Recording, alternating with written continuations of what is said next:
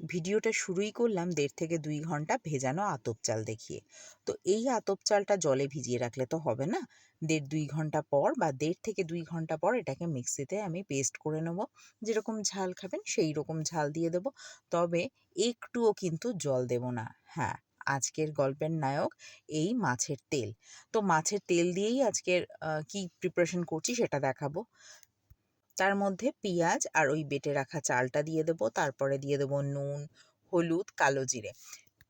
এই মাছের তেলের যে কোনো জিনিস খেতে আমার অসম্ভব ভালো লাগে। আর এটা করতে গেলে খালি একটা কথা, মানে দিদির কথা, আমার ননদের কথা খুব মনে পড়ে। সে মোটে আমাদের এই মাছের তেল খেতে দেবে না। অন্যের মতো তারও বক্তব্য এটা ভীষণ আনহেলদি, এটা খেলে এই হয় সেই হয় অমুক হয় তমুক হয়, তোমরা বাড়িতে রেখো না। কিন্তু গল্পের টুইস্টটা কোথায় জানেন?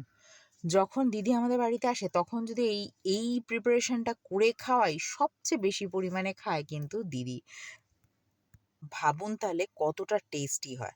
তো যাই হোক, দেখলেন আমি সব কিছু দিয়ে খুব ভালো করে মেখে নিয়ে তারপরেও দেখলাম একটু জলজলে ভাব হয়ে গেছে। তো দুটো দেওয়ার পর, মানে দেখানো হয়ে যাওয়ার পর মনে পড়লো, আরে আমি তো ক্যামেরাটাই অন করিনি। তাই ক্যামেরাটা অন করলাম। এবং যদি ভীষণ তরল হয়ে যায়, হাতে ওঠানো দায় হয়ে যায়, ঠিক এইটার মতো, তাহলে চামচের সাহায্যে আপনারা এটাকে প্লেস করতে পারেন। আর যদি দেখেন তাতেও ম্যানেজ করা যাচ্ছে না, তখন একটুখানি বেসন না হলে আটা দিয়ে দিতে পারেন।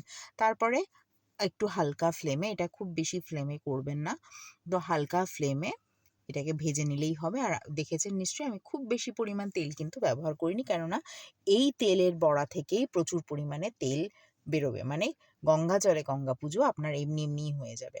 যাক, এপিঠ ওপিঠ ভালো করে ভেজে নিয়ে গরম ভাতে গরম গরম সার্ভ করুন মাছের তেলের দুর্দান্ত স্বাদের বড়া।